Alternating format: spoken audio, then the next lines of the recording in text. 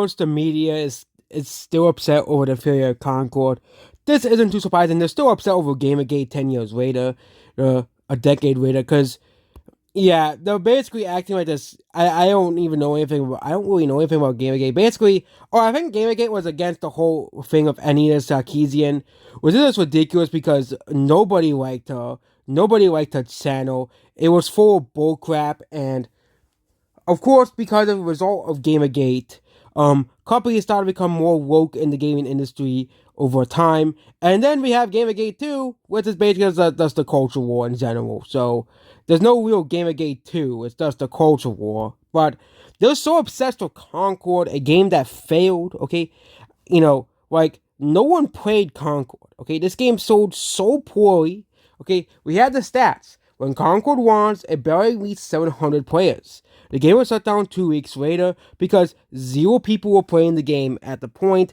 So Sony said, screw it, we're shutting down the game. And there was no audience for this game.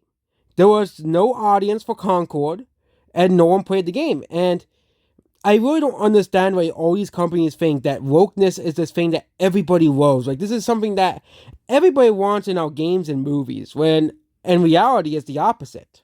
Okay, we got someone that made the bar. Even as of 2019, wokeness was failing, but it wasn't. It was in its very early signs. Okay, you know I think the whole TDS kept wokeness alive till 2020, but I think throughout Biden's presidency, I think that's when wokeness started to die because the woke decided to accelerate, the attacks on culture, tradition, religion, race and ethnicity, and basically, wokeness. The whole plan was to win the long game, and they came to a crash around 2023 when the whole Bud Light situation, the whole Jaguar situation, the whole Target situation as well. All 3 companies had massive boycotts surrounding them. Okay, people stopped shopping at Target that much,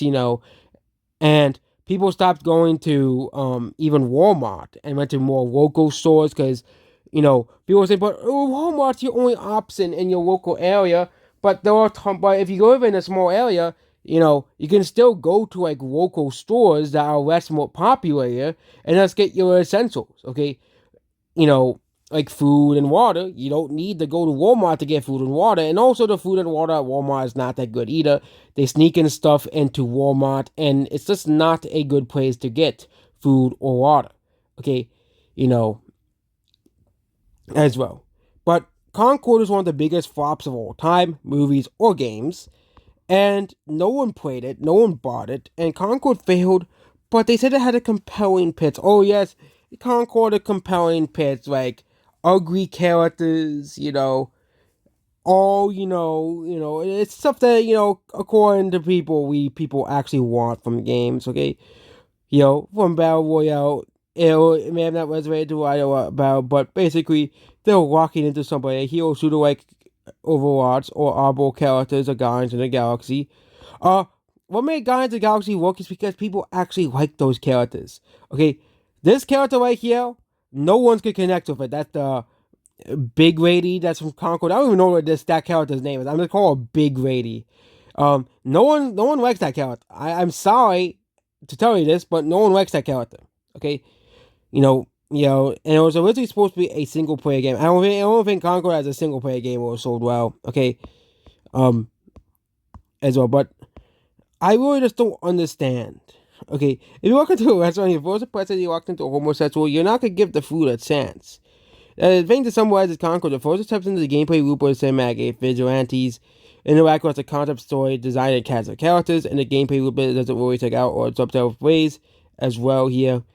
And basically, okay, Concord, it wasn't very compelling. It wasn't very compelling. When they first showed the trailer for Concord, people didn't praise it. People mocked it. People made fun of it. Okay, no one defended this game.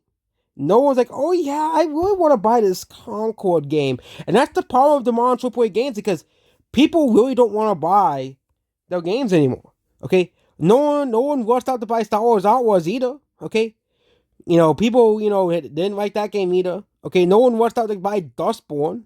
No one rushed out to play Dragon Age: The Valley God. No one rushed out to play, all these games. And it's obvious that nobody cares about Dustborn. No one cares about Concord. No one cares about Star Wars Outlaws. Okay, no one cares about Dragon Age: The Valley God. Only these sites, which again, people need to realize this. Okay, that these critics only make up a small 200, 300 people. So why should we determine what games or what movies or what songs to listen to by a few hundred people? Okay, by a few hundred tabloids. Okay, of course, why would you? Why would anyone do that? Okay, because their scores don't matter. Okay, their scores don't matter, and they shouldn't. They should not affect the sales or box office results of a movie. Okay, you know, the audience score should. The audiences should decide. Okay, like Joker 2, the audiences clearly decided, like, the movie actually had a pretty good previews, but the audiences decided this movie was garbage, so guess what? Joker 2 flopped. The Rotten Tomato score didn't matter, because when people first saw the Rotten Tomato score, like, okay, we're gonna see it regardless. The movie's gonna sell regardless, because they didn't care about the Rotten Tomato score, but when the audiences actually saw the movie, it didn't matter. And of course, it's the same thing applied with Moana. Moana's having poor ratings, but don't worry. Rotten Tomatoes said the movie was good. Don't worry. IGN said the movie was good. Don't worry. The Rap said the movie was good. Okay. Or the Washington Post said the movie was good. You gotta believe them, correct? Okay. They're just trustworthy sources. Don't believe whatever YouTubers said about the Lion King prequel or about Sonic 3, okay? You must watch it because Disney paid us enough money to do it. I won't be surprised if all these critics are being paid by Sony to put this out, but Sony knows that there's nothing they can do to save Concord, okay? The game was shut down in 2 weeks, okay? Maybe Sony might bring it back, like try to bring it back free to play, but even then, I don't think people would buy Concord as well. Will play Concord even if it's free to play. People weren't willing to buy the game like with Overwatch, and people won't be willing to play the game for free. Okay, goodbye.